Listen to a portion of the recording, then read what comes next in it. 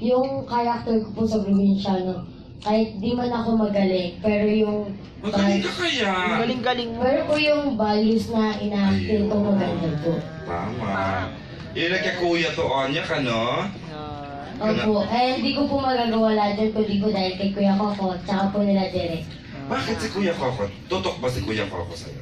Opo. Paano? How do you po start ni a Onyo, scene? paano po, bago po kaming sumalang sa take, sinasabi na po kung anong gagawin po muna namin. Paano ba? Ano nga ba? Paano kanya Aura. Yung kunwari po, Aura. iyak na iyak, di na po kami sinasabi yan ng actor cutes, mga ganun po.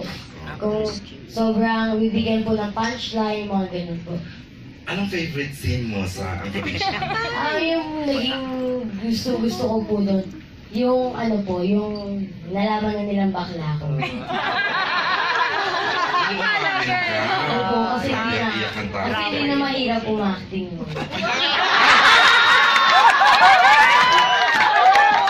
Grabe yung luha mo doon, Makmak! Paano kami motivate ng mga director tsaka ni Kuya Coco doon? Anong sinasabi sa'yo? Grabe yung tulo ng luha mo, parang totoong kaamin mo lang. Bukod po sa sinabihan nila ako na isipin ko yung nakakalungkot, marami po talaga malulungkot na naisip ko sa buhay ko po.